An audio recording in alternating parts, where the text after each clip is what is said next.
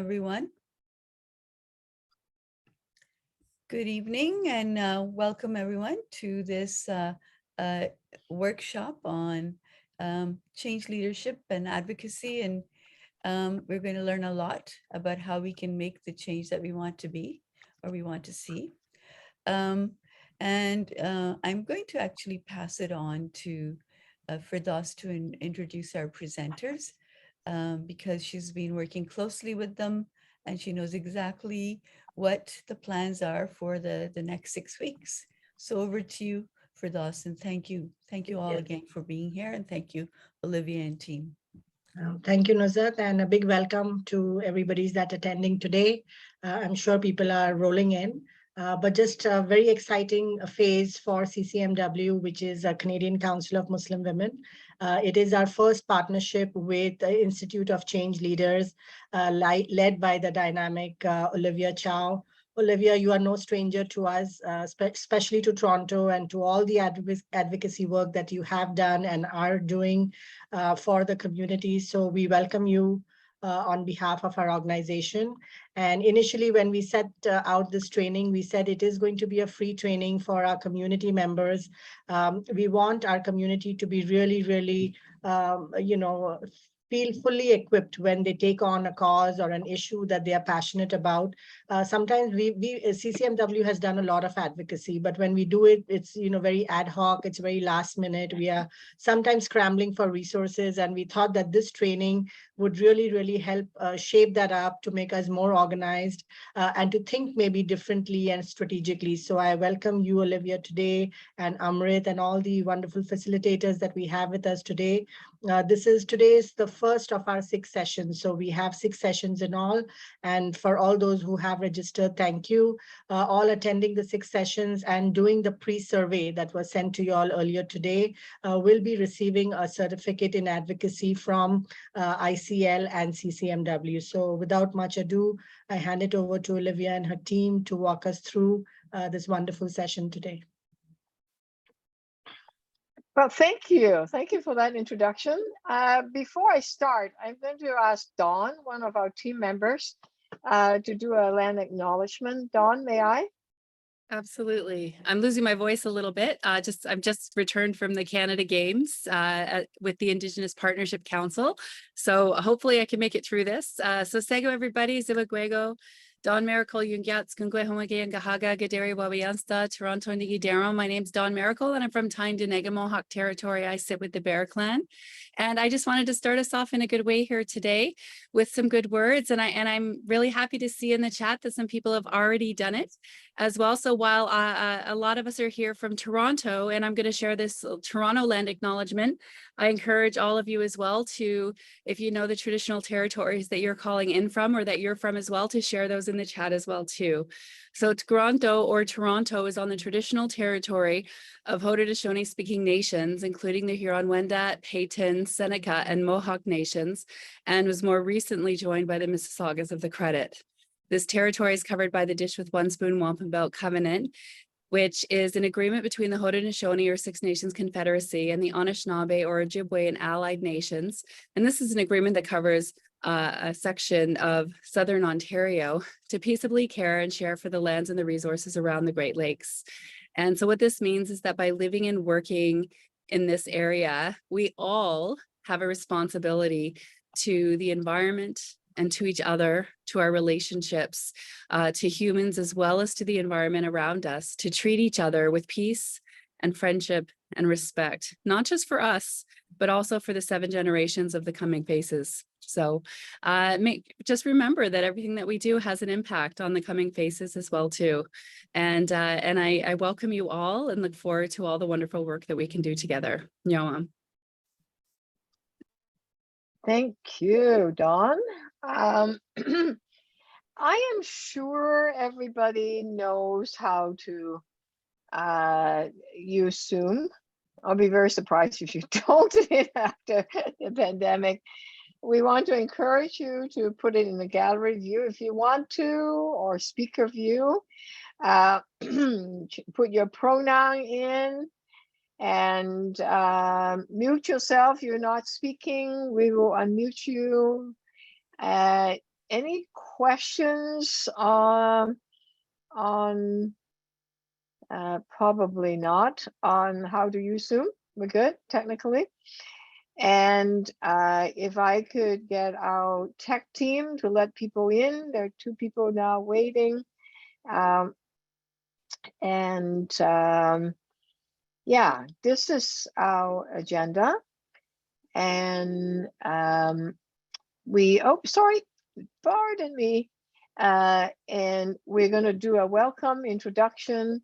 We will then do an icebreaker, very quick one, 3 or 4 minutes, just to warm ourselves up, even though it might be warm outside. And we're going to talk a bit about organizing a community. We're going to get a few minutes break after that. Then we're doing breakout groups. And then we're reporting back and summary of learning. That's generally what we're going to be doing. And let me start with the icebreaker. You're going to be quickly put into groups of 3. And your name, where you're from, or you can say, what do you do, plus, and what are your expectations from this training, okay? All in 1 minute, right? So when you first came to your group, pick someone that would be your timekeeper. If not, if you happen to have me in your group, I'll talk for 3 minutes, you have no time left, okay? So you'd have a timekeeper who basically said, well, okay, next, after 1 minute. And then when you come back to the main group, I welcome you to put your expectation onto the chat. Okay, so I'm going to stop sharing, and why don't we get that started? Emret, may I get you to do a quick? So you'll be back in 3 minutes.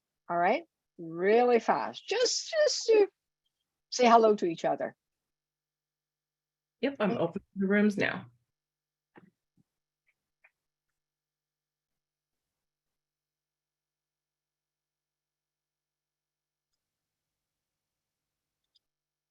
Okay, I think you are back. So feel free to write it down, name, where you're from, what you do, especially what are your expectations. Just feel free to do that. While I just do a quick summary of what this series is going to look like. And here we are. Just letting you know, Olivia, we're a few minutes behind. Yeah, good. Thank you, Lindsay. I will get it a bit. I will not talk any faster, but skip a few things. So today, August 16th, we're going to talk about organizing our community, sort out what our goal may be. We're going to talk about our story, what motivates us to do what we want to do, and how we could use our story to recruit people. By the end of August, we're ready to recruit people to join our team to make the advocacy happen.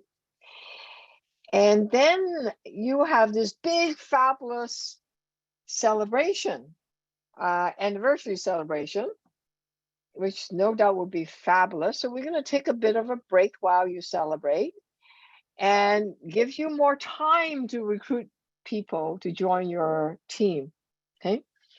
By the time we come back on September 20th, we hope you have a few members that you have recruited to join your organizing efforts. We're going to talk about strategy. Who has the power to make the change? How are we going to do this? And then the tactics that you're going to use. What action? What's the difference between strategy and tactics? What's the theory of change? How do we get the power to make the change we want? Okay.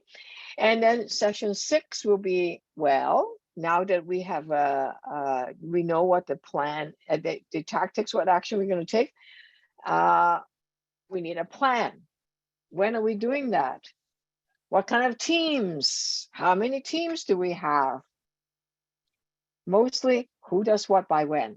And a commitment that you would act, because all of this would be useless It'll be intellectual knowledge if we don't act. Okay, so that's the series of agenda. But before we start, I know that your association got a grant, and you know, wherever the grant comes from, whether it's foundation or government or whatever, the board of directors always like to evaluate. So we're going to ask you to do a pre-training survey, and I know at least half of you have done so. There's maybe 10 or 15 that have not done it. And Amrit, may I trouble you to, while we introduce each other, to put the link. Oh, you did already. Way too fast for me. The link is in the chat. Those of you that have not done the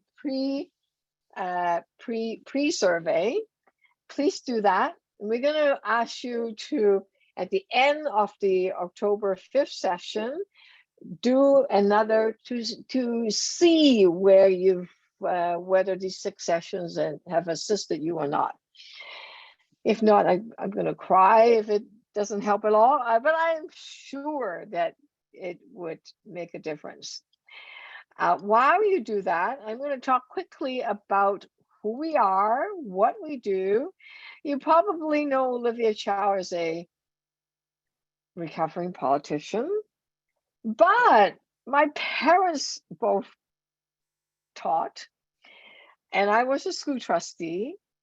And so in the last 6 years, I established something called Institute for Change Leaders.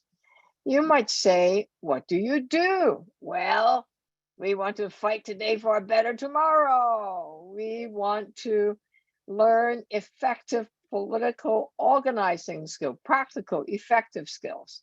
Okay. Since then, we've trained over 10,000 people. We have over 100 trainers and facilitators from diverse backgrounds, which I am going to spend a minute or two to introduce them to you. And I'm going to call on them to spend no more than 30 seconds, 40 seconds to say who you are. Dawn, starting from you, who are you?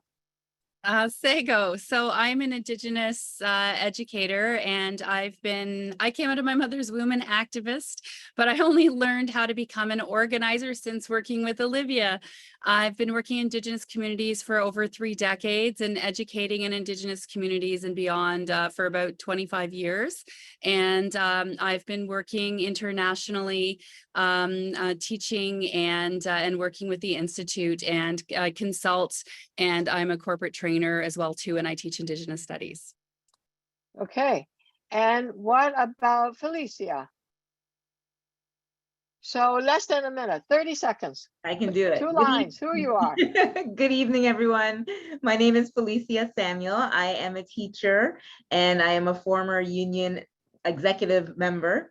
So now I am just relaxing, enjoying life. I'm also a former political candidate, so there's a lot to rest and recover from. And I'm excited to be with you all because I love our ICL trainings, always so inspiring. You learn great skills and you're around great people. So I'm excited. Thank you. Lindsay. Hi, everyone. Good evening. I'm Lindsay MacDonald. I'm an early childhood educator and a professor at Humber College. And I've been lucky to be working with Olivia since 2017 on building an early childhood educator-led movement.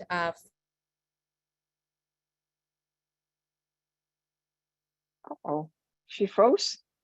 Okay. Oh, Rogers. Really Can I? creating effective change. Okay, I heard the word change. That's good. Anand.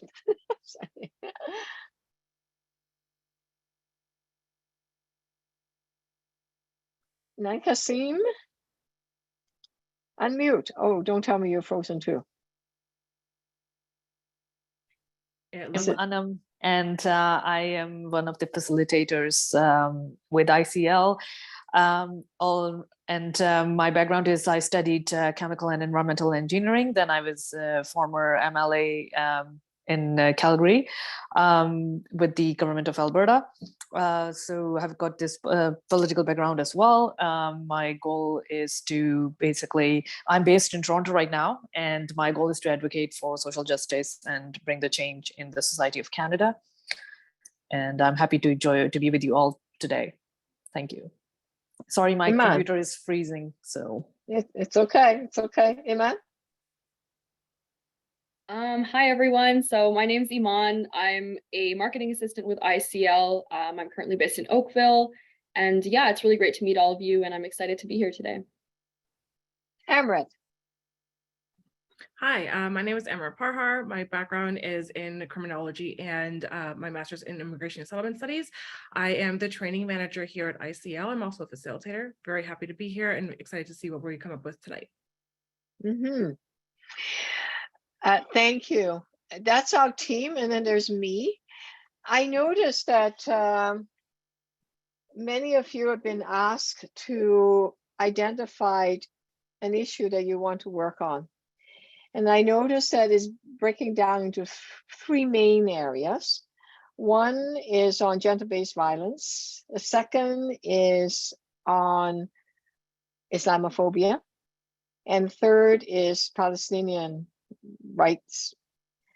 And I want to tell you a little bit about myself, because most of you probably just know me being 30 years in politics. I've been a member of parliament, city councillor, school trustee, been around politics, power a long time.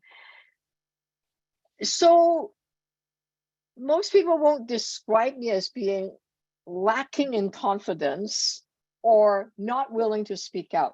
That wouldn't be a description that you would put in for Olivia Chow. But it took me a full decade and a half for me to start talking about the violence I saw in my home and my life. It took me that long. It took me till December 6th, 1989, I think it was 1989, that the Montreal massacre where 14 women were killed. And it took me that long to realize that I wasn't alone. You see, I grew up watching my mom being beaten by my dad. And I'm the only daughter. I didn't know what to do. I have no idea. I was a new immigrant kid. I was a teenager. I have no idea where to seek help. My dad didn't think he needs help. My dad couldn't find a job, even though he was a school superintendent. My mom was working as a maid, even though she was a teacher. Immigrant, typically immigrant story, right? And my gosh, she worked long hours. She came home, and then my dad would be frustrated, bitter, and take it all out on her. And he had a mental breakdown. That doesn't excuse the violence, but I had no idea what to do. And I was just haunted for years. And then it went to me. So I thought that violence is maybe acceptable, maybe not. I don't think it's acceptable. I ended up having boyfriends that were physically abusive. I thought, my God, until I met a wonderful human being, loving and all that. Some of you may know him as Jack Layton. But before that, I had a series of crazy relationships. And why did it take me so long? It was when looking back, because shame, because I didn't know what to say. I thought I could do better. I could just overcome it. I just put it all behind me. I didn't see that as a responsibility for me to speak out until I realized, oh my God, I'm supposed to be a strong woman. How come it took me that long to speak out? Thank you for spotlighting me. And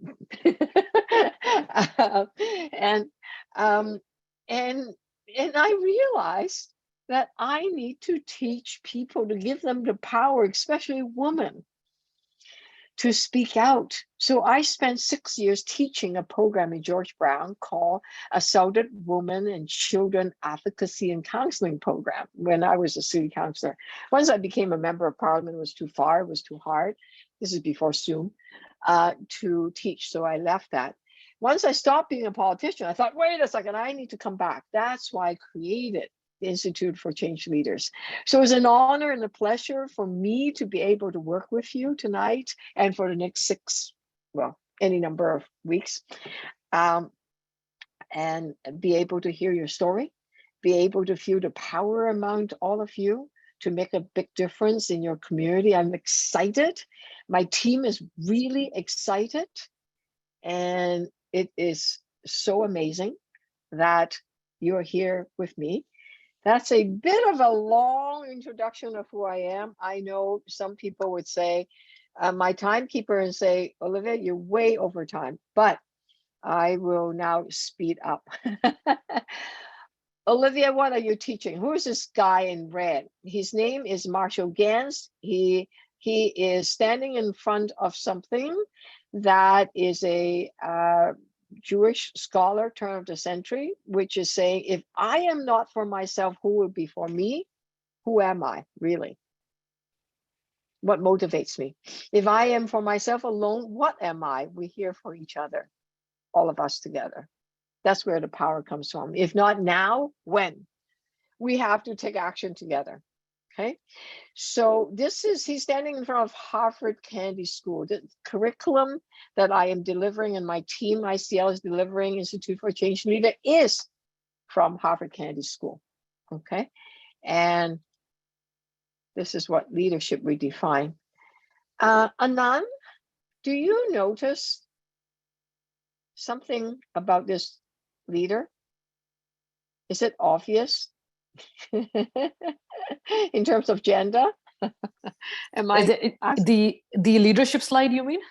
Yeah, the one that's in front of you. What's special about this slide? There's a leader.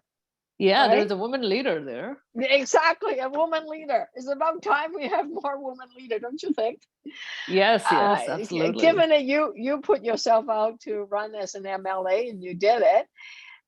So leadership is really about taking responsibility for enabling others. And that's what you want to do, didn't you? When you wanted to run for office, you want to get something done. Yes, but you I wanted didn't to. know. Yeah, but you didn't know whether you were going to win or not. That is or correct, whether your because campaign.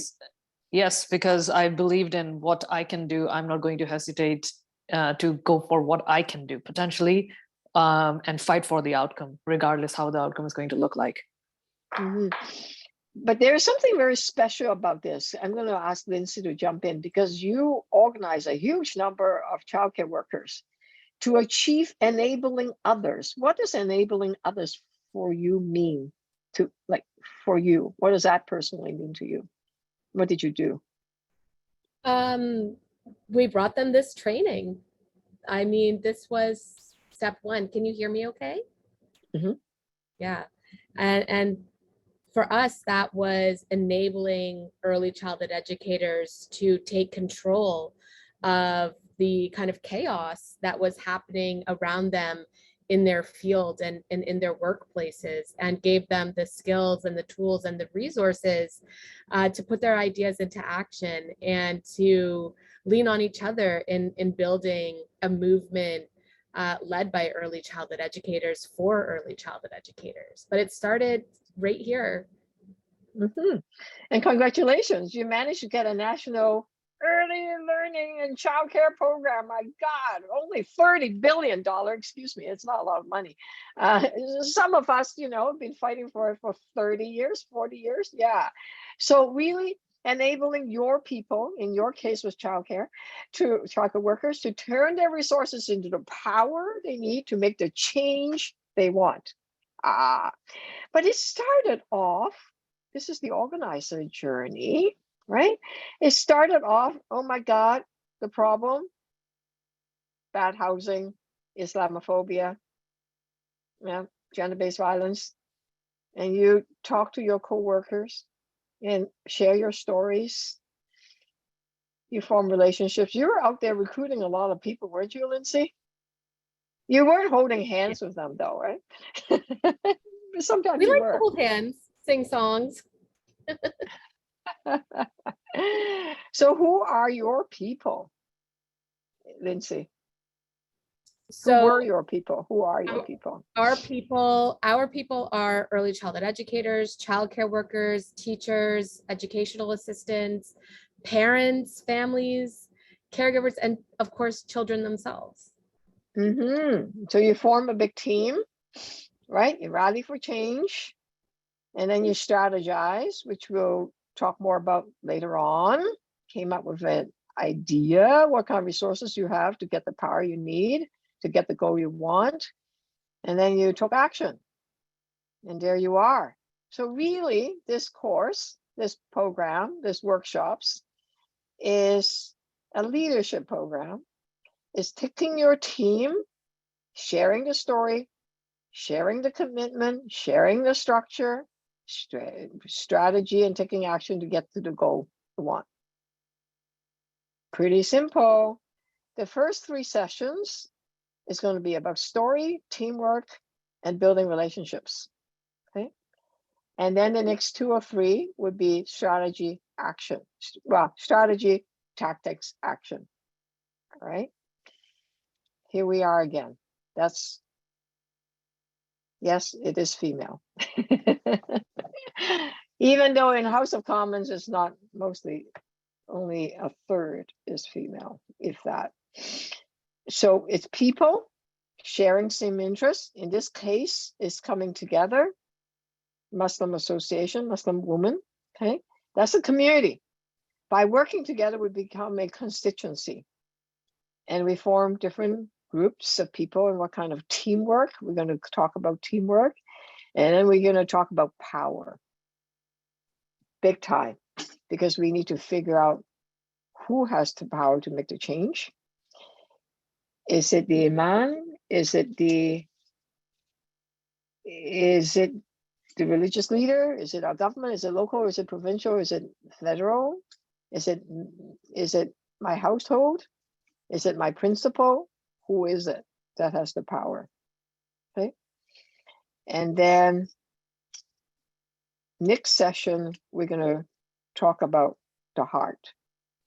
Because the whole thing is we can talk about all the injustice, the Islamophobia, the pain that people are feeling, living in fear of violence, the Palestinians that are being forced, have no, oh God, it's hard to start describing how difficult it is, their lives are, the injustice of it all. But we can talk about it until we feel it, until our heart is engaged, the hands doesn't come out, which is why we're going to be doing storytelling next week. Okay. And then that's the change we want. Tonight, however, I'm going to talk about goals. What kind of goals you want. Okay. And tonight we're going to talk about the organizing statement. Why do you think having a clear goal is important? Maybe Lindsay, you can help me. Why is it that having clear goal is important? And by the way, how much time do we have? Since you're timekeeping. We are behind almost 10 minutes, but I think you're moving at a really good pace. And it's important to have a common goal, a measurable goal, so that everyone in your group or in your team knows what you're working towards. And it's really clear. That clarity is key. I see some people has questions. I want you to put your question into the chat. You'd be amazed that I could multitask. I can see one of, Asia said, one of my favorite quotes. We also have, and I'm looking at the chats and she will jump in. And I see that Lindsay is keeping me on track. So those of you that have questions, please put it in chat. Anna, you have a good point. Open up your mic and tell me why you need a measurable goal. All right, thank you. Well, for me, if I don't know where I'm going, how am I going to plan my map? How am I going to plan my route? So for me, that's really professionally and personally. And if I can't plan my route appropriately aligned with my goal, then how can I articulate that to my team, to my coworkers, to my family, to my allies in terms of advocacy? Okay. If the goal is that I want to help childcare workers, is that measurable? That's an out, not an output. Sorry. Yeah. So go ahead. Go ahead. Well, then you have your subsections, or you have to fragment your goals, like break down your goals, right? Because that is an outcome, it's not an output. So in order to have measures in place to identify whether you were successful or whether you need some assistance during your progress, if you don't have like your plan, then you can't even identify possibly bottlenecks to your goal. I may have gone some leaps and bounds, but thank you. This is a really important point, because some of you said, I want to stop gender-based violence. Okay. How do you measure it? Because how do you know you're stopping it, right? So in some ways, you need to measure that you've been successful. And if you cannot measure, and those of you that are not speaking, may I ask you to mute your mic? And if not, can I ask our technician to help mute the mics, please? So how would you define those goals? Because you want to know whether you're successful or not. Now, Anand, when it was easy, she's running for office. We know whether she won or not, because that goal is very clear: win, lose. But on something like stopping Islamophobia, how would you measure it? That's hard to figure out, right? Why don't we use one example right now? And does anybody want to jump in to answer that question? Lindsay, can you tell me why on the childcare front, if I just say, I want a national childcare program,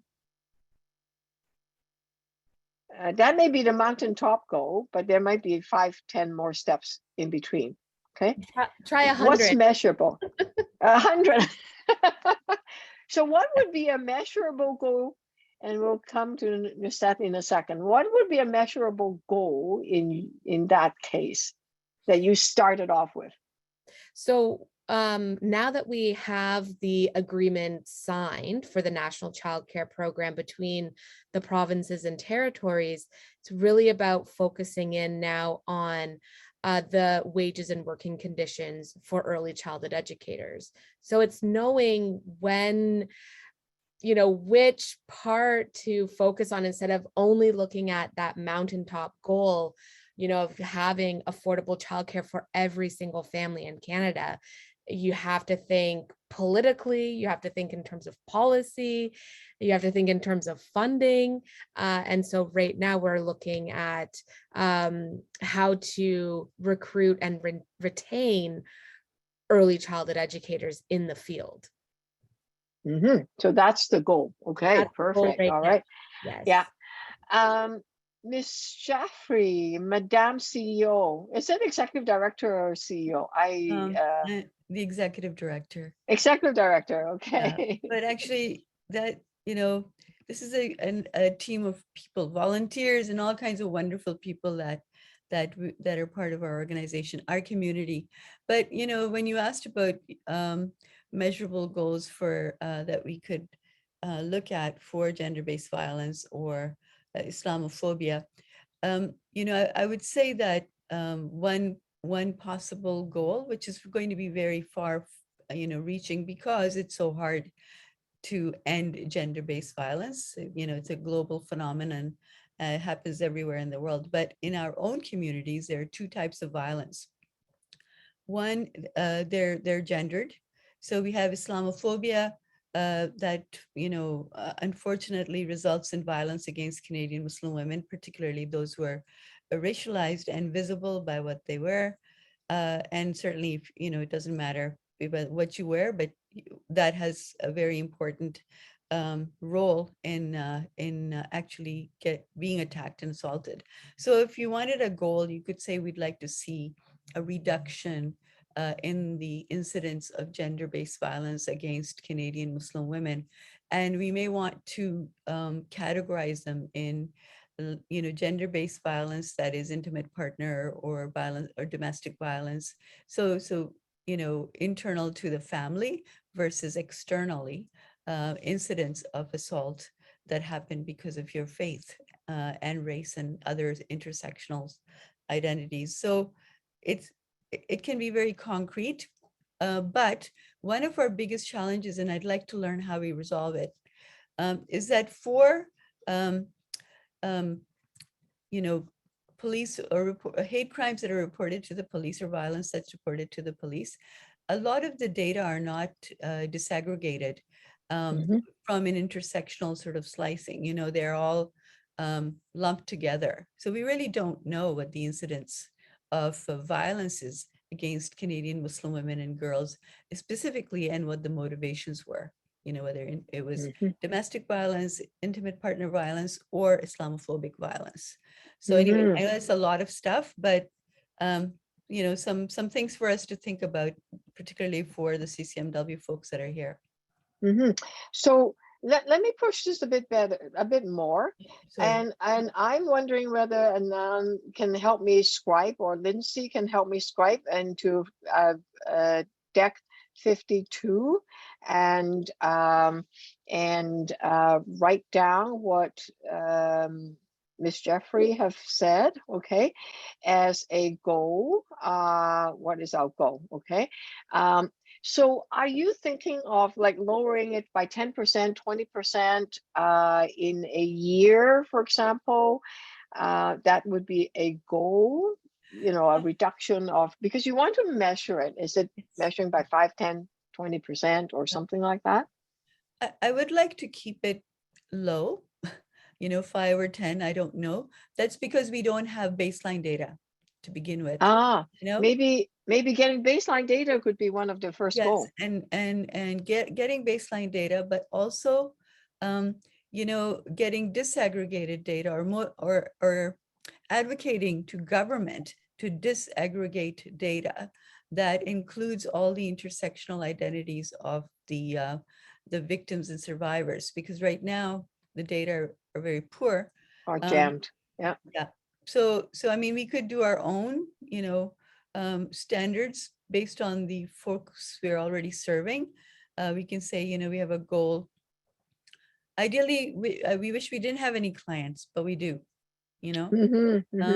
But then maybe by having a goal about, you know, helping the women themselves, you know, actually working with them to get them services and coordinate programs for them, we can have a goal of how many women we want to serve, you know, but that's very specific to gender-based violence that's perpetrated by either, you know, someone in the family or intimate partner. But that the external one, the Islamophobic one, if you look at the data, and the other issue around it is we're talking about police reported hate crimes, you know, that most of them are not reported. So I think it's 3/4 that are not reported. So those are our challenges. But yes, we could set a goal at, you know, reducing it by 5%, but we need baseline data and we need disaggregated data from the government. So really, I'm hearing 2 goals. One is getting the data. Number 2 is reduction of it, and which involves a bunch of other things, and also maybe recruiting 10 Muslim women to speak out in a speakers bureau or something, or whatever the action plan may be. We'll investigate that later on, okay? I want to use another example, and we have 15 minutes or so before we 15 take a minutes break. for Yeah. break. I want to use an example on how to set goals, okay?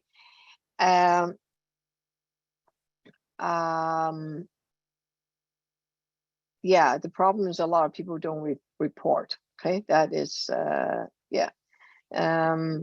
And having all men. So there's the how I'm seeing on the chat, okay? Let me just use an example, and I'll come to people that have your hands up. Those are the, those that have comments, please put them in chat and I am reading them, okay? I want to just do one quick thing coming back to sharing screen.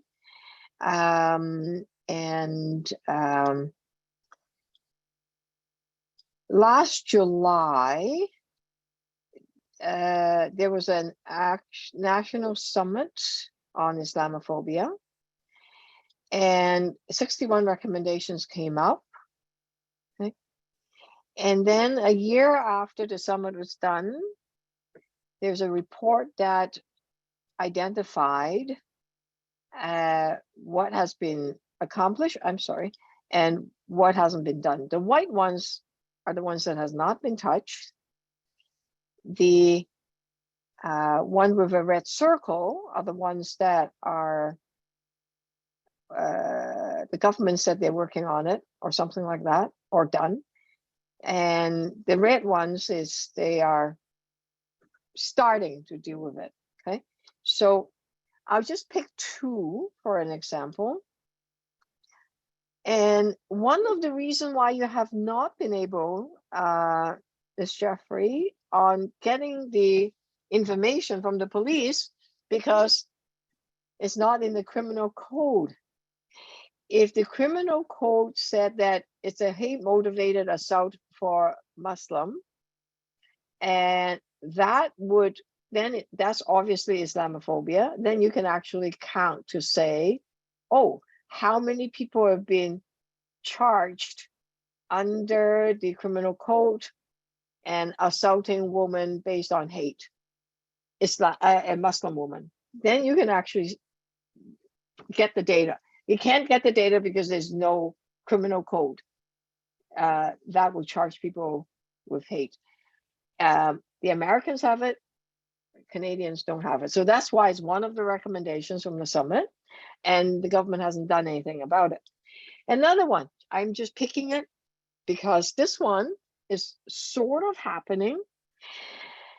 This one is creating an oversight body so that when Muslim men and women crossing the border, flying anywhere, going anywhere, will not get harassed. CBSA is the Canadian Border Service Agencies, and that there would be an oversight body for both CBSA and RCMP, so that if you're discriminated because based on your race or religion, then there's a place you can complain to that is arm's length. If you just go back to the police to complain about the police, it could be a problem. If you go back to the CBSA to complain about the CBSA officer, it's probably a problem, which is why this recommendation is there, okay? It's been there the second time, and there was a bill, Bill 3, that was introduced quite a few years ago, before the last election. It never got done. The government recently in May introduced Bill 20 to do precisely what the community is asking for, but they've just introduced the bill. They haven't done anything about it, okay? Introducing the bill doesn't mean it's going to get done. It needs to go to second reading. It needs to then pass the House of Commons, third reading, and then the Senate needs to go first reading, second reading, third reading. Hopefully all of that will be done before the election. So this is, here's another goal. Get this thing done.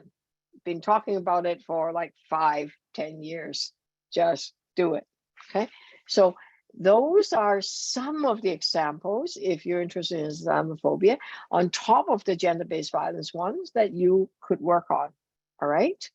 I see, Khadija, you had your hands up or not? You have to Yes, turn on yes. your camera. Yeah, Can yeah. you turn on your Oh, yeah. camera so we Okay, can see okay, you? here. Okay. And so, Okay, all right. okay. Yeah, so Move it down. so I Yeah. had a comment regarding, because Nuzhat has brought up a couple of issues about baseline. I'm with the Toronto Rape Crisis Center, and our statistics, of course, don't match up with the police stats, nor with Stats Canada. It's a lot of, I don't know how they aggregate the data or how it's skewed. However, I'm just thinking of an action. If we're just looking at baseline, we look at numbers. And if an action or policy is needed based on numbers, maybe if a group set up a hotline, just an anonymous hotline, for whether it's sexual assault or Islamic hate crime, and the numbers came in, just what was the crime, and this was actually promoted, the hotline is for to create a change in policy and policing, then maybe people would, it's the whole thing. The Muslim groups have, well, maybe other groups too, there's a lot of stigma, there's internal stigma, there's stigma in the family, there's issues, and a lot of people do not pick up the phone despite all these issues. So there's a lot of negativity there, and there's not encouragement. But I was thinking that could be measurable, that could lead to change with, I think there's a new bill for hate crimes, I don't know what's called, with the Islamic hate crime, but also with the gender-based violence, because at least we could get that type of numbers, and people anonymous and stuff like that, but it's for the numbers to make a change. So I don't know if that's an output, that's a goal. I don't even know how. Somebody mentioned output was different for goal. I got confused there. So just thought I'd bring that up. That's okay. That's okay. That could be a goal, to establish a hotline. So if I'm calling a Muslim, I'm being either assaulted by a stranger, or someone call me something, or spat at me because I'm wearing a hijab. I call this hotline, and you answer the phone, Khadija. You can then take down the information, encourage me to report to the police if maybe, or help me to do that. And then, or if my husband is like, or my boyfriend is like violence towards me, I can call you. So this will be a line that can speak Urdu, or whichever, Arabic, whatever. Arabic, Bengali, etc. Yeah, Bengali. Yeah, it depends on. But I think that already exists, Olivia. I was just suggesting not even going to the resource, just to get the numbers, because the numbers are what we can document for policy change. And then you have it, because forget the police. I know people who walk into the police station, they say, oh, we don't consider this a crime. Did they have a weapon in their hand? Forget it. We're not even going to take the sexual assault seriously. So whatever their reasoning is. So just for the numbers, because you mentioned all those things, the measurable, etc. And I was just thinking from that, because so collect they could be data. anonymous. Yeah, because the crisis center, assaulted women's helpline, those already exist. But no. Okay, to collect it. So we're starting to do the how. Okay, I'm going to ask you to hold on to the how. Okay, that's good. It's good. Let's get creative. Sorry. Let's think about the how. That's good. That's good. Because we only have 5 more minutes, I'm going to really talk a bit about, and I'll come to you soon. If you put what you want to say onto chat, it would be great. And I am going to share the screen again, and right here. One of the key things is not just the goal. The key thing is, who are you organizing? Okay, I'm sorry. I want you to think about who. Lindsay did not start off saying, I just want better working conditions for childcare workers. She's thinking of the 20,000 members of the Association for Early Childhood Educators because she was the former CEO of it or executive director of it. And she is thinking, okay, I am organizing 10%, is it 10%? 2,000, I don't remember, okay, because 2,000 members, childcare members, if I get 200, that would be a good start. Let's try by 1%, right, Lindsay? So you were organizing 1% of your members. I want you to think hard, each of you. Who are you organizing? Is it 5 people, 20 people, 50 people from the people you know? It's not just the association, it's you personally. Who are you organizing? So Khadija, not that I'm going to want to pick on you, but because you were the last speaker. Lindsay, was I correct that it was 200 you started with? 2,000, yeah. 2,000, 10%. Yes. Did you make it to the 2,000? We have surpassed that goal. Woo! Okay. Yeah, you organized 2,000 people. Yeah, well, you've been at it for 3 years. Yes, you way surpassed that. All right. Wow. Okay. So this is not just a click on something to sign a petition. They were actually all engaged. They've gone through this training. They're active. They're doing stuff. Okay. They belong to something. So Khadija, I'm going to pick on you. If you are to do the, say, gender-based violence, who do you think you want to bring together to help get the goal that is in front of us? So am I speaking or text? Yeah, you're speaking. I'm asking you a question. Yeah, sorry. Yeah, so the organizations, CCMW, etc., other survivors, Muslim survivors. How many? Oh, see, numbers. How would I know the number? Yeah, well, you personally, how many? Personally, I could do 25 today. Perfect. But not more than that. 25 between now to October 5th that you could recruit to help you. Oh, yeah. Yeah. So maybe even less or maybe more.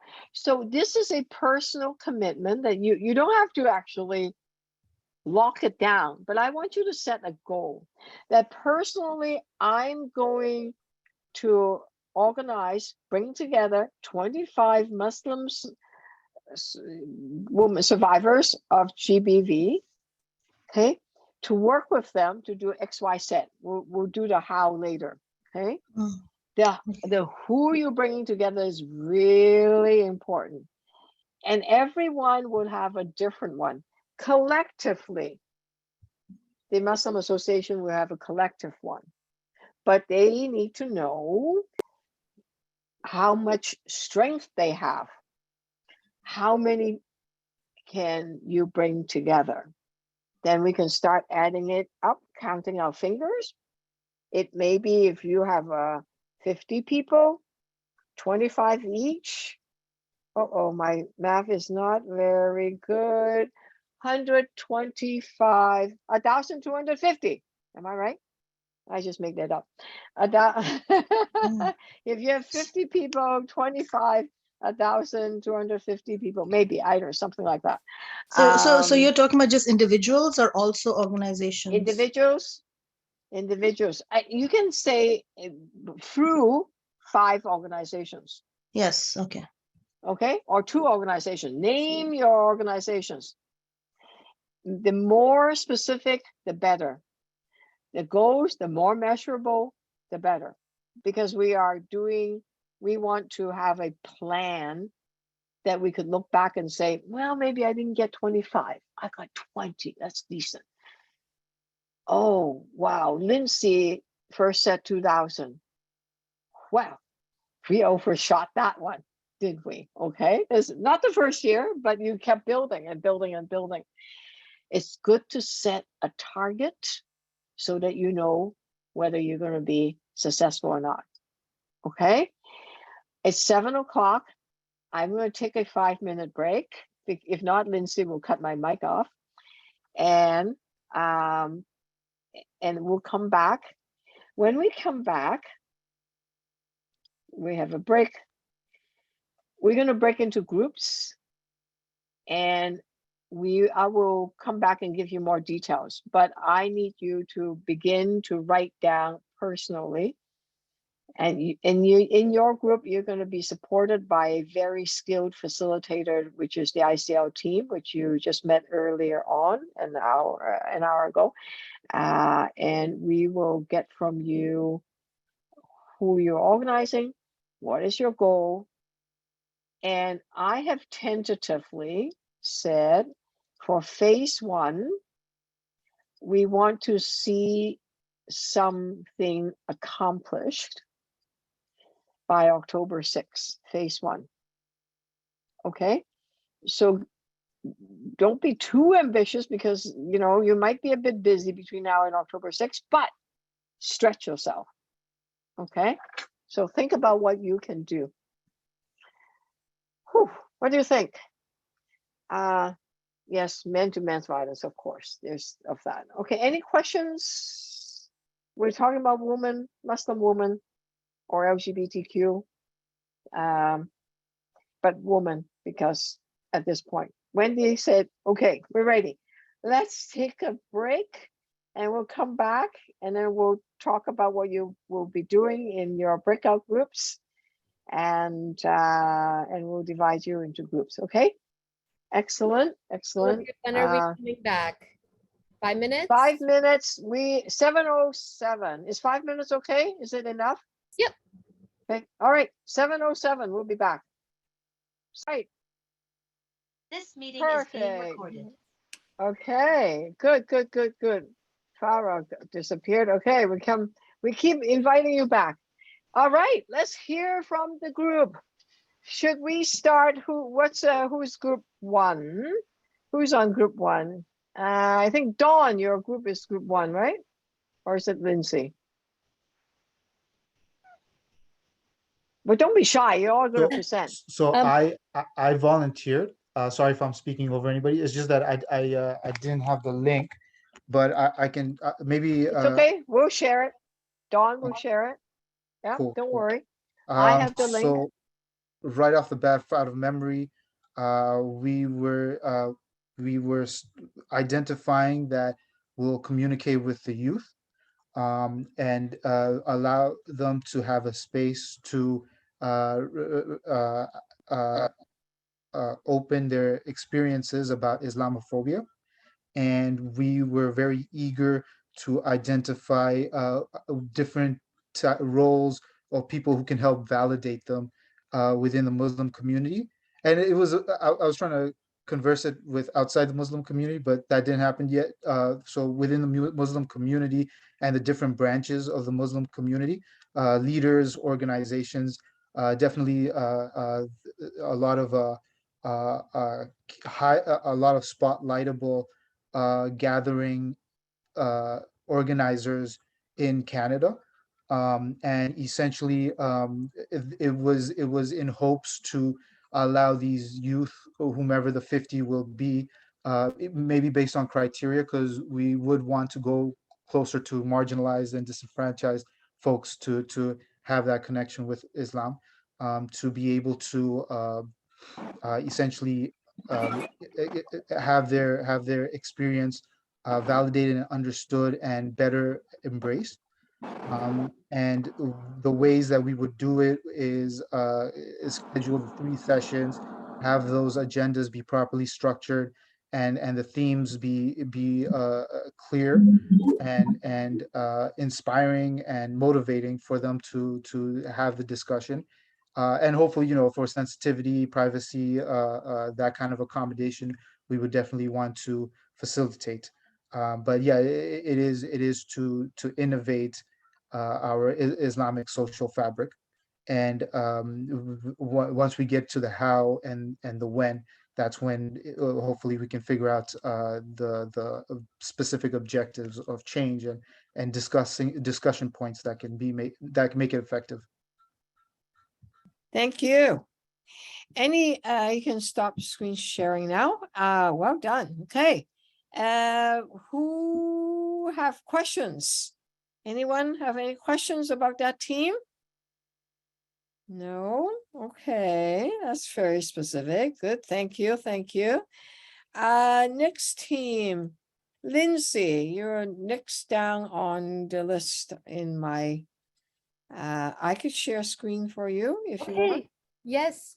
And Arshia is going to share on behalf of our group. Thank you, Lindsay. And I will say that our group was going in the same similar direction as Group 1. We did feel that we are organizing Muslim women, girls, but specifically youth and our age group was 12 to 20, just when they are beginning to question their identity and in reference to the Islam and mainstream culture. We thought the ages 12 to 20, just before they hit university and across Canada, but looking at doing work locally within your own chapters and welcoming and being as inclusive as possible of all the different diverse identities and intersectionalities that that go with individuals. We are aligning ourselves with the goal of reducing Islamophobia and gender-based violence by 5%. And what it means is that, yes, we are going to the approach, so we have launched, we had a first meeting in CCMW Durham group, for example. We are taking a less structured approach, but a bit more an appreciative inquiry and having the youth tell us what they want to do. So with the having goals in mind, we are taking, we at the moment, creating programming for them as they have selected. They have selected their values, and of course, they want to have fun among all of that. So, making that our goal. And how do we plan to achieve it? Make sure that we are bringing topics to the youth in alignment with the goal, but at the same time encouraging that it's fun, looking at the police stats report, creating awareness, creating awareness among the youth and the participants about what is happening and addressing topics as needed. We didn't get into when does the change need to happen, I believe, as a group, but I see Lindsay has some input here. So we'll take a phased approach. So I hope I addressed it all, but I would welcome our other group members to chime in and add anything that I may have missed. Anyone want to chime in? No? You were so, yeah, you were so comprehensive. Thank you. Felicia, what about your group? Who's we have presenting? Wendy, and she'll take assist if any of the other group members would like to join in. So Wendy, please go ahead. Thank you. Okay, Okay, how about if I share the screen for you? Thank you. I hope I can read it. Is it big enough? Yes, it seems to be. Thank you. Yes, I appreciate that. So the members of our group were very clear and very quick in what we decided that we wanted to do. Oh, who are we organizing? Our mission is to end gender-based violence, period. So we're organizing those experiencing gender-based violence, service providers who assist and empower women, professionals who support women, i.e. lawyers, doctors, and others, as well as politicians, community leaders, religious leaders, and male allies. And we decided that each of us would have 2 people who are survivors to help us develop a small steering group, for want of a better name. And so how did we plan to achieve this? Through empowering women, creating options, and ensuring that women know what their options are, sharing information, public service announcements. Oops, sorry. Oh. I think someone else is also working on this at the same moment. Social media, using radio, ethnic newspapers, friends and family, developing curriculum for the schools, student education, and they can take it home for their parents and family members through ESL classes at community centers and drop-in centers, networking with others, and peer supports. We decided that all services, I guess, would be culturally responsive, that we would look for and find allies who are in law enforcement, and that we would offer sensitivity training to law enforcement, that we would promote the establishment of liaisons in the law enforcement area to work specifically on helping to end gender-based violence. So understanding what all those pieces are. Through a media campaign, letters, and so forth, the website, keeping it simple, grade 7 literacy level, get allies to share the information, use a hashtag, i.e. dare to, stand up and speak out or something. Achieve some champions and influencers, create a template for others to use for sharing the information, use awareness events, personal stories, marches, and lobbying. And just in regard, I don't know, is there another section here? Yep. Oh, okay, there we go, yeah. So creating the statement was basically this: we will end gender-based violence by educating, informing, and organizing approximately 30 people, survivors, service providers, and someone keeps flipping my page. Sorry. That's okay. Imams and so forth in a steering group to create a strategy to reach 3,000 people. We would do this through a series of actions, including education, sensitivity training, social media, PSAs, marches, and we'll be prepared to lobby elected officials by October 6th, and this will be survivor-led. Wow. So I think. Holy cow. Sorry, I should not swear. This is, man, your group is like, whoa. I can just, whoa. Yeah, I can just pack up and go home. I don't need to teach anymore. Okay, done. Awesome. Anybody have any questions? I have one, my perpetual one. How would you measure success? How would you look back in October 7th and go, whoa, look at that? How would you measure the reduction? Is it by the number of survivors that came out to speak? How do you say, okay, I look back and I say, whoa, we've done a lot. Okay, we see it, we are getting somewhere. How would you measure success? I'm going to leave that to my sorry, I'll leave that to my esteemed colleagues who were also in the group.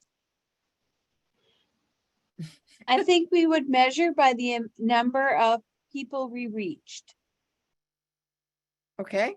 We got the word out to 3,000 people. That's 3,000 people more that didn't know before October the 6th. My God. Okay. All right. Good. Excellent. Now, I would also say our group had talked about Statistics Canada and looking at the stats of although Statistics Canada is 2 years delayed in reporting, so it might be a very later success measure, but I think those centralized information, until the criminal code is in effect, I think relying on something that's already there would be another way of measuring success. Mm-hmm. Excellent. Now, remember, this is all being recorded. We might play some of it on the last week, October 5th, when we get together again. Emret, your team, anyone reporting out? We had Justin who got voluntold. Justin, go for it. Sure, I just need to see it up on the screen. Emret, can you share screen?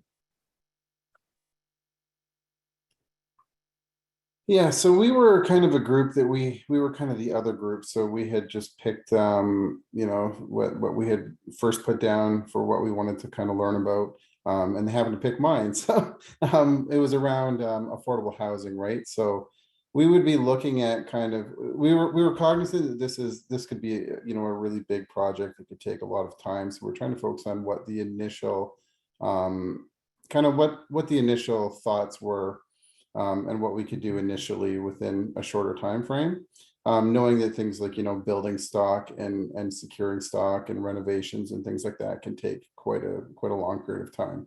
So we're looking at connecting with some of our existing housing and homelessness committees, you know, the Niagara region as an oversight, Niagara Regional Housing, as well as looking at, and we had picked 50 people we would be looking to connect with. They'd be from a wide background, so we'd be hearing kind of the total community voice. So things like LGBTQ, you know, multicultural, indigenous, women with lived experience, violence, youth, you know, trying to get as many different groups as we could within that representation.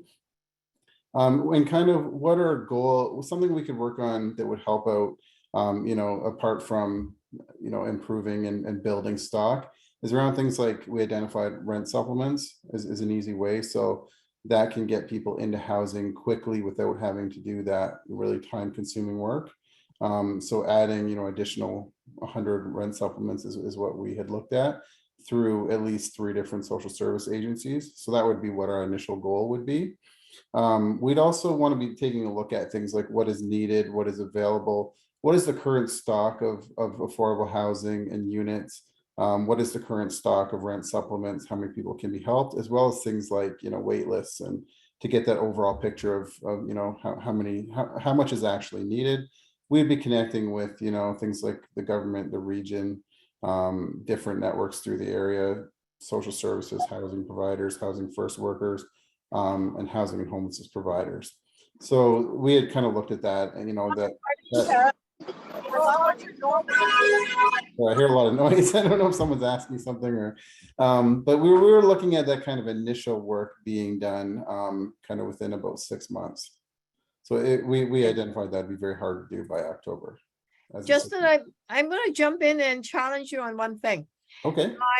In 2017, there's a measurement that there's 3,000 Muslim living in the Niagara region, okay, including Fort Erie, Game Street, Lincoln, Niagara Falls, Niagara Lake, Pelham, and Port Colborne. I'm wondering whether if 10% of what you might reach, so if there is right now 3,000, if 10% of them, that's 300, even if 1% of them, let's say 30, experience homelessness, and 1% of them may be women needing shelter. I don't know whether there's any homeless shelter for abused women that have gone through gender-based violence. And I'm wondering whether you've, in your 50 people with lived experience, which is great, whether a couple of them or 3 or 4 of them would be able to be Muslim women, and that out of your 100 additional units of rent supplement, maybe 10% or 5% of them, 5-10 of them could be for Muslim women. I'm just going to throw that out for you to consider. Oh yeah. And I mean, like, to be honest, we were kind of doing it as a hypothetical situation. So, you know, I would like to think if we were really doing this, it would be much higher, those numbers. And we would obviously be looking, you know, I know we had listed 50 people, but I mean, if this was a real initiative, I think we'd be looking at getting, you know, as many as we possibly could, right? So we had just set some kind of, based on what that initial timeline was of October, and then even in the first 6 months, we had tried to come up with something that was attainable. But I mean, we wouldn't certainly look at capping it at any certain number of individuals. Excellent. Thank you so much with that. And I am going to share my screen and ask everybody, what did they think of tonight's session? We've spent 2 hours together. What was your key learning from this training? please put that in your chat or open up your mic and speak. What is the key learning that you have? Or maybe you didn't learn anything. I'll be sad. But maybe I can just pick on you, Ashia, since I see you smiling. Yeah, no, absolutely. I loved the structured tools and templates to help organize the thinking, especially with the project that we are doing at CCMW. It really helped me organize some of the things that were a bit more fuzzy in my head. So thank you very much. Okay, thank you. Thank you. And if I can get the scribe to copy what's on chat and move it into there. Okay. Khadija. Well, I just thought this today's session was very, it just organized my thoughts and putting together the who's, the stakeholders for supportive stakeholders to get the plan to action. I didn't think of it that way, but it was interesting how you define stakeholders. So it was that for me. And your language, I think you spoke in very simple terms. So for me, within 2 hours, there's so much done. So I was impressed. Thank you so much. Thank you. Wow. Okay, so there are tons of stuff, and I'm just going to ask the scribe to load it into it. And Wendy, last word to you. No? Sorry about that. Yeah, I just put in the chat that it was very clear and concise directions and exercises, basically. Really helped organize things. Okay, good, good. Yeah, now, while I have you there, what worked in terms of teaching methodology and what didn't work? And what has potential to work? Rosebud and thorn. Yeah, what do you think? Which one worked well? And what can we improve on? I think they both worked well because there was a good balance between acceptance and praise, as well as the thorny pieces that we have to dive into and get in there, right? So I think it was a good balance. Mm-hmm. What can we improve on and what worked? Those of you that haven't spoken, what worked for you or what didn't work? What did you love most? Did you like the small group work? Olivia, this is Nina. No. So, yeah, open up your mic. Can you hear me, Olivia? This is Nina. Yep, go for it. Yes. I really liked that we got into small groups. It's there that you can hash out ideas and people can elaborate, you know, and explain themselves, and then you get your juices flowing. I get really nervous when I start thinking about numbers and hitting goals. I get so scared. But I think that you break it down into, you know, smaller steps, and then it is attainable. Yeah, excellent. Anything we can improve? Is the break long enough? Is the music okay? Anything we can improve on? Did Olivia talk too much? Okay, I have a big ego. You just tell me. Or you want me to talk more? Oh my God, don't do that. Anything? Break was a great length. Okay. All right, good. I'll say something, Olivia. Yeah, please. Yeah, I apologize to everybody for having to listen to me, but I really thought it was great. Like, I think it was very practical. And like Khadija said, people could understand what you were saying. I loved your personal story at the beginning because it sort of framed our discussions afterwards, you know, like this really happens and what can we do about it? So it was all really well done. Thank you. Well, thank you for that. Yeah, okay. Thank you so much for that confidence. On that note, we are 8:03. We are, you know, we're 3 minutes behind, 4 minutes. Oh my God. Okay. So come right at 6 o'clock next week, and we'll be talking about the heart. Today was all about the head, you know, strategy. Okay. Goal, numbers. Oh my God. Next week, all about the heart, public narrative. Okay. Next Tuesday, same place, same time. Have a fabulous, wonderful evening. And it's so wonderful to meet with you. And keep well and see you again next week. Take care. Thank you. So same link as well. Thank you, Olivia Same and link, team. yes. You all did a wonderful job. Thank you. Take care. Take Bye-bye. care.